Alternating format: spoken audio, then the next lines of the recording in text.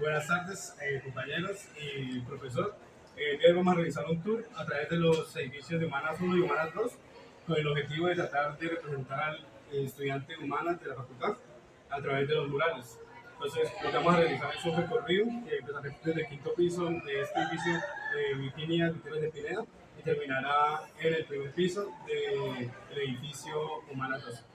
¿Listo? Entonces, para comenzar este tour, compañeros, arrancamos con este mural, en el cual, pues, si podemos ver, es como lo que representa explícitamente, es un cocodrilo y está como atravesando una pared, o no, una puerta, está atravesando una pared, una puerta, y está como una transición hacia un mundo como mágico, un mundo, digamos, onírico de cierta manera, porque si vemos el cocodrilo tiene ropa de persona y sombrero de persona. Entonces podemos quizás deducir que es como una transformación de esta, cuando pasó la puerta, dejó de ser un ser humano y pasó a ser seguramente pues este personaje bastante agresivo, porque vamos a pensar respecto a un cocodrilo que represente un cocodrilo de una persona, va a quizás decir que es una persona bastante quizás agresiva o a la cual tiene que tener temor, como los cocodrilos cuando se van acercando. ¿Sí? Y bueno, algo como por mencionar quizás, por parte quizás de Bartés, el mensaje denotado, o sea, el denotado como vemos tratar es el cocodrilo. Pero vamos quizás pensar más allá al espacio connotado, es lo que yo les menciono respecto a esta quizás personalidad agresiva, de cómo, pues, ¿por qué escoger otro animal si un cocodrilo que es bastante hostil? Estos son los animales más hostiles que hay dentro de reptiles. Entonces obviamente lo está dando a representar este símbolo que es hostil.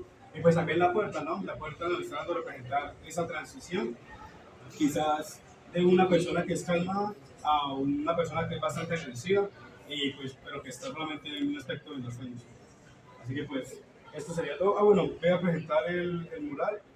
No lo presenté al principio, pero bueno, este mural fue desarrollado en el año 2023 por un estudiante de filosofía, el cual se hace conocer como Dubis. No sé si por acá no está el nombre. Bueno, por acá tenemos, creo que este es el logotipo de él.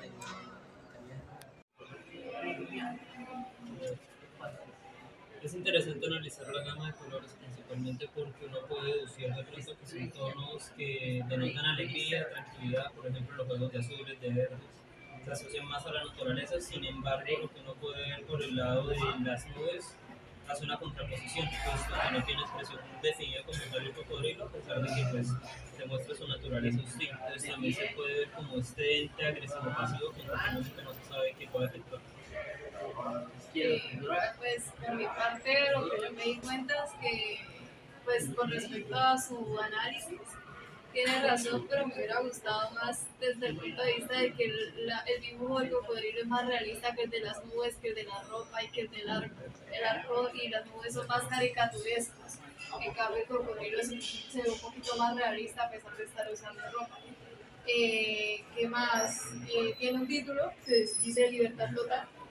No sé si lo haya puesto el artista o si lo hayan hecho después. Y, y eso sería todo. Ya me gustan las obras. ¿Vale? Entonces, este será el primer mural con el que ustedes arrancarían los tour. Muchísimas gracias, entonces podemos continuar con el recorrido.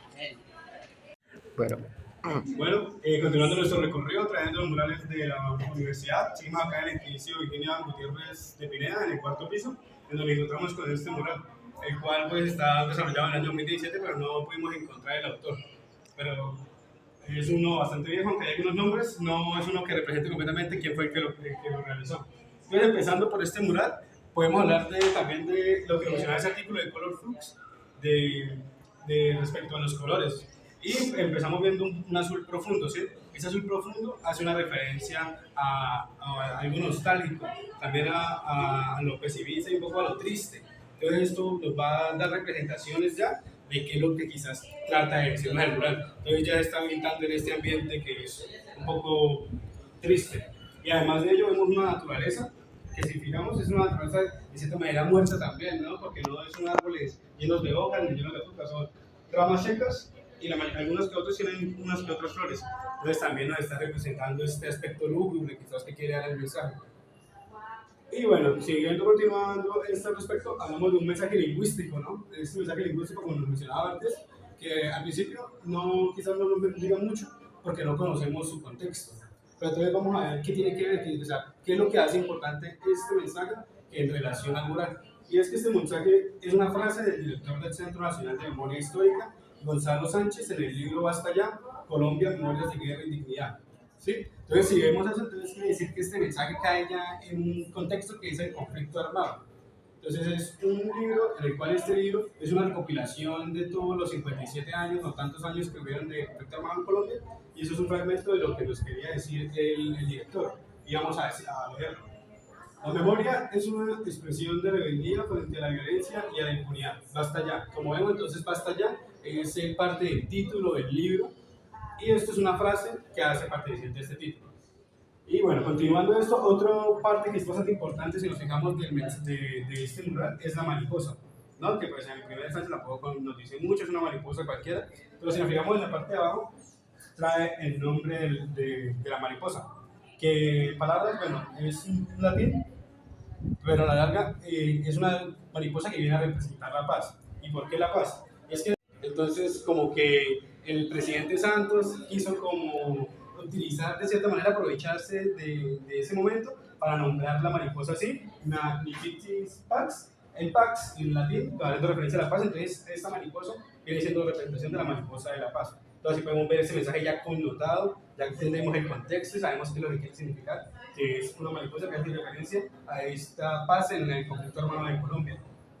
Y para terminar, quizás podría mencionar esta transición de colores en celeste, es un poco como un difuminación, y es que esto en el arte tiene bastante significado porque suele usarse estos tipos de tonos para hacer representación a lo onírico. Entonces, acá lo que vemos quizás es la mariposa como un sueño, que vendría siendo quizás el sueño de la paz, y ese vendría siendo la representación de este mural.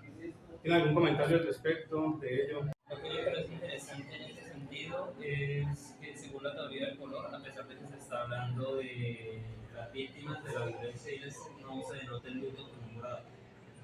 Porque generalmente el luto se demarca así, sino se muestra son tonos oscuros de azul que demuestran calma, tranquilidad, y digamos esta ausencia de la vida se demuestra por medio de la naturaleza y la muerte. Entonces, ¿cómo se revive la esperanza o la tranquilidad? Por medio de los tonos claros que viene la mariposa, que, como vos nos dijiste, simboliza aquí en Colombia un fenómeno de paz después de la manifestación de Santos. Bueno, El siguiente mural con la inscripción Camilo Vive resalta por cuestiones de climático, rojo y negro. ¿Eso por qué es? Porque este señor perteneció a ELN durante 4 meses hasta su muerte el 15 de febrero de 1966. Aquí se nos presentan las 3 facetas del héroe. Aquí tenemos a Camilo guerrillero, tenemos a Camilo Torres político o abogado, y tenemos a Camilo Torres sacerdote. ¿Sí? ¿Qué nos dice la teoría del precio sobre los colores? Nos dice que los colores son altamente convencionalizados. ¿Qué quiere decir esto? Que todos tenemos ideas comunes alrededor de la significación de los colores. En este caso, el rojo puede significar rebelión, guerra, revolución. Todos los que giraban en torno a los ideales de Camilo Torres como sea a la civilización. Ahora, pues quiero preguntarle ¿cuál es la procedencia de la significa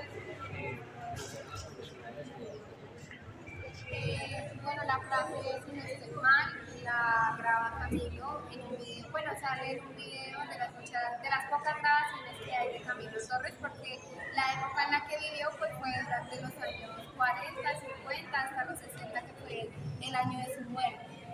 Y esta frase pues en el video, en la pronuncia, curiosamente, en francés. Es muy curioso porque resulta y pasa que Camilo Torres pues, fue una persona que se fue a Lovaina.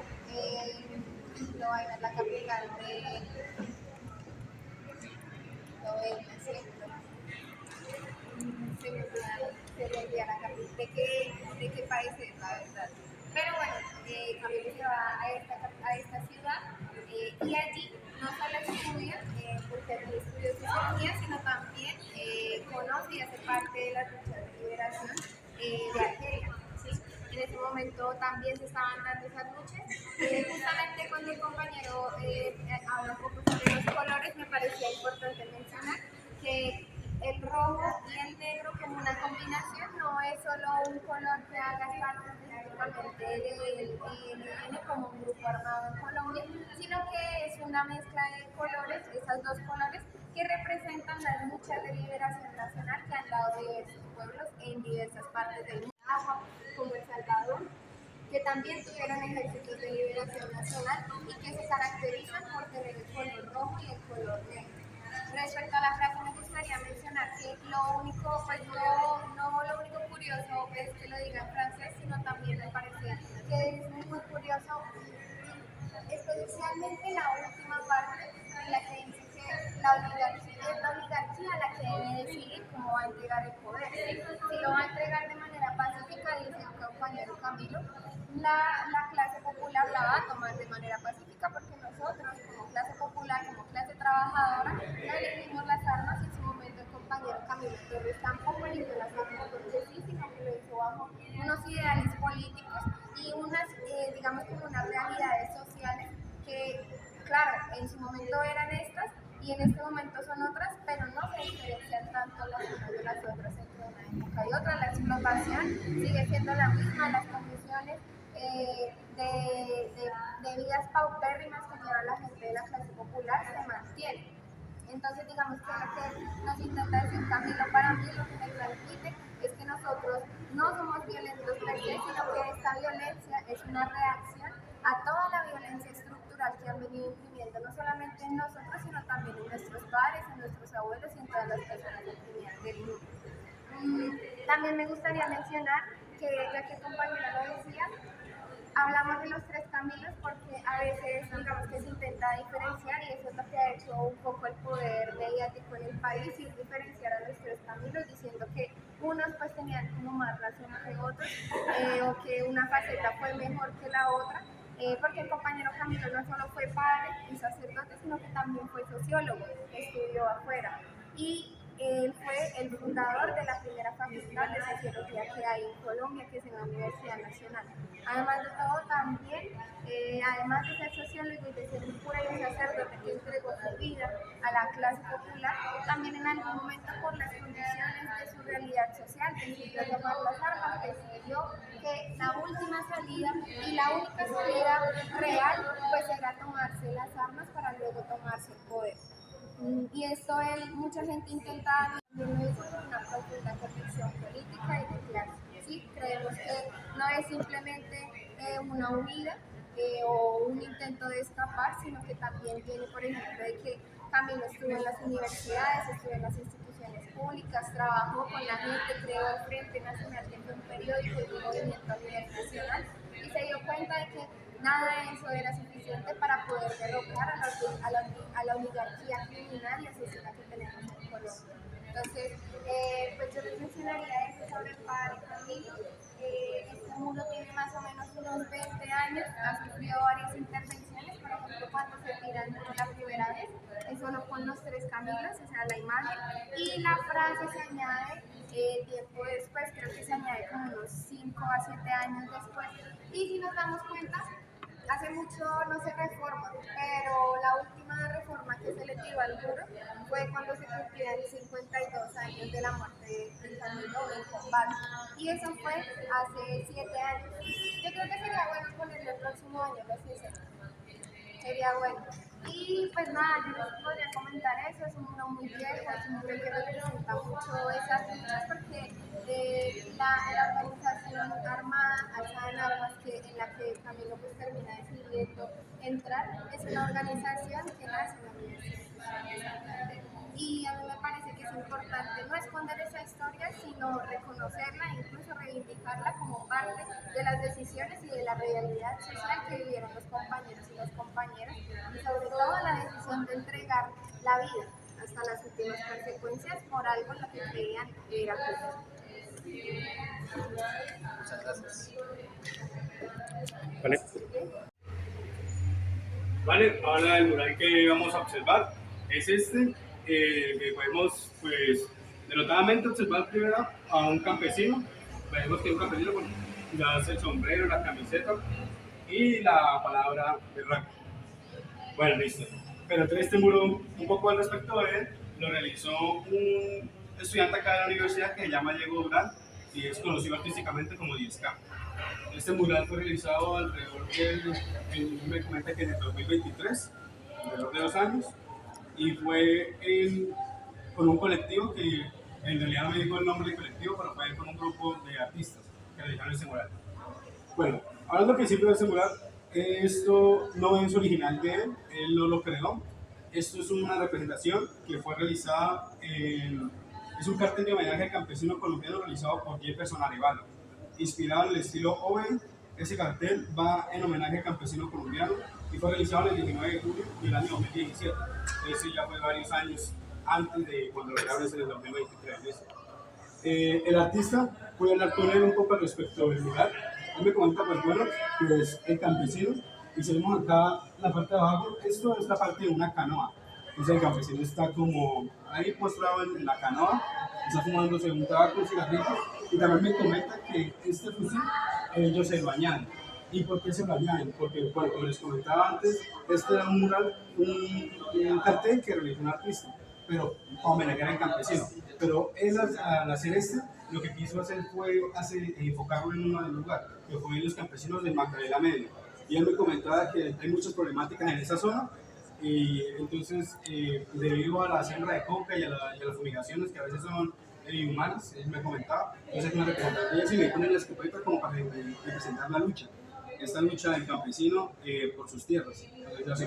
Y me comenta en este mensaje lingüístico, pues denotado, que podemos notar, pues es una palabra muy típica de las personas del campo, ¿no? Una persona berraca, y hace pues referencia a esto mismo. Él dice que pues aquí funciona como un anclaje, digámoslo así, como mencionaba antes, en el que el mensaje y el texto funcionan ambos para par, porque el berraco es el campesino, él mencionaba, que se para día a día. Respecto al color, el rojo, nuevamente quizás viéndolo como veíamos en el mural de Camilo, esta constancia en este color rojo para representar la lucha y la rebelión. Yo creo que quizás por eso es el trasfondo de ello. Y eso sería en general respecto de este mural. No sé si tienen alguna pregunta al respecto o alguna inquietud que nos puedan notar. Me recuerda la canción del campesino embejucado.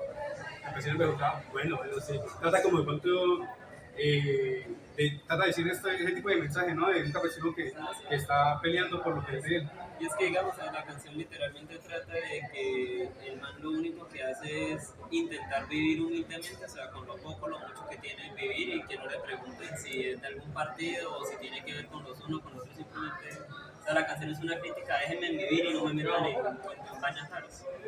Sí, claro, y si vemos también el mural tiene la visión clavada, ¿no? O sea, está mirándolo usted, entonces está esta actitud de berraco, ¿no? Entonces vemos un poco también al respecto de eso. Desafiante. Desafiante, exactamente. Bueno, otra cosa muy interesante, y es este estilo Bay, ¿no? Que cuando, no sé si lo recordamos, que el más representativo es este afiche de Obama, no sé si ustedes lo han visto. Sí. Y bueno, entonces ahí también me dio un poco la inspiración de eso, y se venía con un poquitico de lo conectado, ¿no? Como encontramos todas estas referencias, porque pues sí, está representando una problemática también, que es la problemática de lo que habla, pero también utiliza medios más populares, como viene siendo este estilo de pintura, ¿no? Para finalizar, pienso que, bueno, comentarles que el muralista me dijo que fue hecho a vinilo y a pincel. Entonces fue y con pintura de vinilo tipo oro. Esa fue y pues está a través de acá este muro, que es el primer piso del edificio Virginia que tiene de Pineda.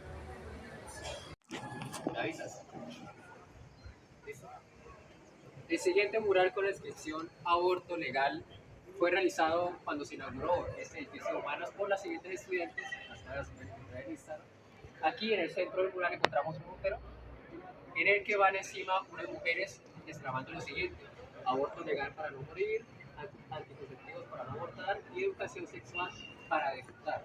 Dos cosas a destacar. Primero, la prevalencia de los colores del tono rojo, ¿no? El útero, incluso el cabello de esta chica, las mariposas. ¿Por qué? Porque además de la rebelión, este color, como dicen Cres y Lewin, representa la feminidad.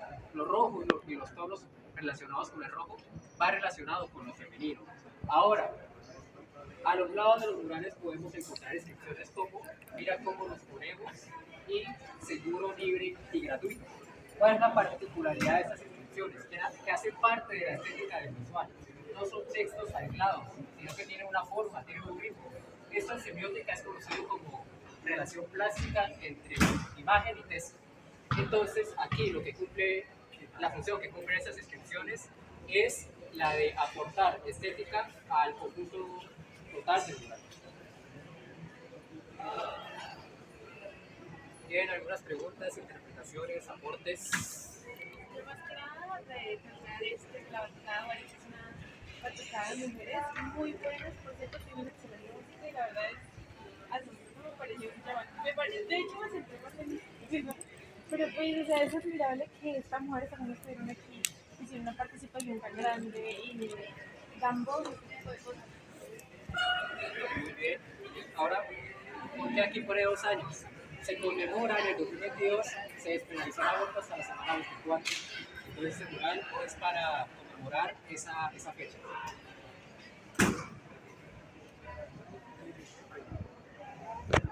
Más del rojo, como les dije, que prevalecía en el mural, para ustedes, ¿qué representa los demás colores? Por ejemplo, el amarillo, que está saludado en las inscripciones, o el azul en las flores, o el verde, que es un color tan central en la lucha feminista. Entonces, para mí el amarillo es un color de celebración, como luz, que nace de, o sea, como al finalizar la lucha, es el color que más se le viene a uno a la mente por saber que uno tiene la libertad de... Sí, también es importante quizás mencionar en Color Tux, hay un apartado en el que menciona que Goethe llamaba el color de la alegría, ¿no? Entonces yo pienso que este amarillo es como quizás representar esta felicidad que tienen las mujeres al saber que pues ya el aborto es legal, que pueden decidir por ellas mismas y que no hay complicaciones ni problemáticas pues al querer de modo interrumpir un embarazo, ¿no? Entonces pienso que quizás eso es lo que quiere representar el amarillo. ¿Y el verde? El verde que he escuchado bastante respecto a lo feminista, pero no tienen ni idea. Yo no tengo ni idea. No tienen ni idea. Bueno, una tarea para la casa.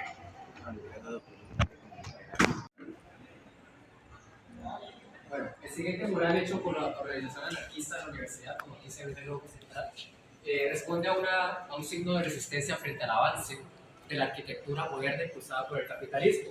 ¿Cuál es lo peculiar y lo especial de este mural? Contra la dureza del pavimento responderemos con la suavidad de una, corta la frase y pone la flor. Cuando lo vimos por primera vez pensamos que el mural estaba incompleto porque no tenía la parte final, pero reconocimos que la flor completaba la frase. Ese fenómeno en semiótica es conocido como relevo. Es cuando el texto amplía el significado que una imagen no puede dar por sí sola. La flor por sí sola no puede comunicar este signo de resistencia frente a los avances del capitalismo. Ahora, ¿qué nos trae el resto del mural que está pintado de cierta forma parecido a las primeras delicias? Que vemos aquí arquitectura moderna con cemento dominada por la naturaleza. ¿Sí? Vemos aquí un puente que también se lo trae la naturaleza, se lo trae el pasto, se lo trae estas cascadas. Esto nos quiere comunicar que la naturaleza siempre prevalecerá por encima de cualquier arquitectura artificial o humana. Ahora les quiero preguntar, ¿qué detalles o qué elementos ven ustedes que aportan a ese significado general del mural? Yo creo que lo más importante es la forma en la que la naturaleza y el ser humano con su infraestructura conviven. O sea, es como una contraposición a lo que plantea el capitalismo y el sistema en el que nos encontramos actualmente, que es ayudar y mantener a la naturaleza, a lo ambiental, a lo que, bueno, a todo lo biológico, e imponer estas infraestructuras frías, rígidas, solas, prácticamente. Entonces me parece que es una contraposición a eso y una postura de podemos cumplir con la naturaleza, tenemos que ayudarla, podemos hacer eso bien. ¿Algo más? Me llama la atención que hayan querido se hayan lugares en los que se promueva la solidaridad. Por ejemplo, aquí en la esquina dice café comunitario. Supongo que es un café donde nadie va a cobrarle nada. La gente entra con hambre y si no puede pagar y tienen hambre, tienen derecho a consumir. Y es algo que creo que va a sostener la sociedad como tal. No se limita solo a que tienen que ser edificios grandes o bien pensados, sino que todos tienen la libertad de vivir por ahí, ¿no? A su manera. Sí, lo que nos presenta es una ciudad con total funcionamiento, normal funcionamiento. Vemos aquí un bus que está transitando entre las praderas. Aquí aquí una señora con su gato, el café propietario, lo que decía la compañera Michelle, que la naturaleza puede convivir con la arquitectura que nosotros estamos promoviendo y que la humanidad pues está presentando. ¿Listo? Quizás como para añadir un poco al respecto de lo llamativo del mural, quizás fue como lo mencionó usted, este mensaje, bueno, el mural como tal tiene una referencia, es un mural connotado a algo que vendría siendo esta obra que es el Jardín de las Delicias.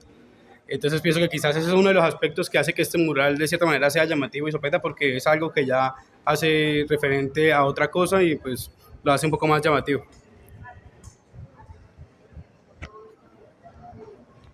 Bueno, y continuando ya casi terminando este recorrido por los murales de la Universidad de Santander, específicamente en Humanas 2 en este momento, en el piso 2 del nuevo edificio Humanas, nos encontramos con este mural, que en primera vista nos encontramos con un gato que está leyendo un libro, está fumando en una pipa y tiene una frase que dice que la curiosidad no mata el gato, organiza tu rebeldía. Entonces, primero, empezando a hablar con del mensaje lingüístico, podemos hablar del mensaje lingüístico icónico no codificado. Bueno, ahí vendría siendo primordialmente pues, la frase como tal, que de momento no nos dice mucho, ¿no? Que la curiosidad no mata al gato, organiza tu rebeldía. De momento a alguien que no sepa el mensaje de fondo, pues no va a entender. Pero si vamos a codificar este mensaje lingüístico, nos encontramos con una frase de fondo, ¿no? Que es que la curiosidad no mata al gato, lo cual es un refrán de hace muchos años, no tengo la fecha específica, pero que trae esta referencia. Y de ahí viene, entonces me da como un relevo, ¿no? Pero entonces tendría la imagen, que sería este gato haciendo referencia a la frase, ¿no? ¿Y cuál es la curiosidad del gato? Aprender un poco de la historia de Colombia. Entonces esto hace que ya centremos un poco más lo que quiere decir el mensaje, ¿sí? Porque esta frase y este mensaje está completamente unido a una realidad que suele suceder en las ciudades, en los campos de Colombia, cuál es el que quiere saber un poco de más, o el que quiere como descubrir quién está haciendo el mal, pues termina obviamente como el gato que lo termina matando. Y para finalizar, bueno, termina con esta frase, organiza tu rebeldía, una clara invitación como las que vemos alrededor de toda la universidad a ser parte del movimiento estudiantil, como en contra de estas luchas y como hemos visto alrededor de los murales es no perder esta memoria de lo que sucedió, no olvidar a quienes lucharon y a quienes pues murieron por sus nobles causas. Entonces este mural lo que quiere llegar al final a enseñar es este ejercicio de memoria, ¿no? De que tenemos que enfrentarnos a en este caso vendría siendo a esta contracara de Colombia y organizar esta rabia, hacerlo colectivamente y enfrentarnos a todos. Del otro aspecto no sé qué más podría decir, quizás al respecto de la pipa y por qué le tiene un gato. De pronto es una transhumanización, quizás al pensar en ese animal del gato como alguien astuto, asociada en las pinturas, como vemos, de gente intelectual. Entonces vemos que quizás el gato lo que está haciendo es haciendo ese ejercicio de estudio, entonces también representa también esa intelectualidad que él posee. Y eso sería todo. No sé si quizás tengan alguna pregunta al respecto o alguna curiosidad que les nazca. Pues yo tengo una, y es que en el humo que sale de la pipa, si puedes la mascarilla, las palabras empiezan a formarse. Que la curiosidad no mata el gato sale como una especie de mezclado entre el humo y la frase como tal.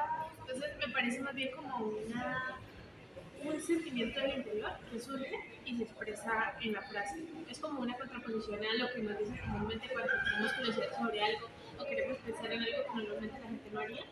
Que nos dicen la curiosidad mata al gato, no lo hagas, reprime esa curiosidad, reprime esa necesidad de investigación, no explores más a fondo, no necesitas hacerlo. Y plantea esta postura como diciendo, hazlo, ¿por qué no? Sí, es interesante, es una buena visión. Pero es un grito silencioso. O sea, como decir a través del humo algo que no, como es algo que viene abandonado acá, o sea, y es algo que es un secreto a voces. Entonces, sí, es una expresión muy colombiana. Sí, que sale con... Que la expresión como tal de los ojos del gato o La curiosidad mata al gato. generando como tal eso, ¿no? En los ojos de una persona que está preocupada, lo que está leyendo es preocupante, entonces la gente no va a entender un poco más del contexto de este muro, ¿no? De qué es lo que está sucediendo y que obviamente esa curiosidad es algo preocupante que sí debería prestar la atención. Y bueno, pues entonces muchas gracias, este sería pues todo para este mural. Bueno, el siguiente mural con el Fundación SOSCS, Peligro de Inclusión y Dignidad de Existencia, es un llamado de auxilio de las otras sedes de la Universidad Isabel Santander, de Barranca Bermeja, Málaga, Socorro, etc.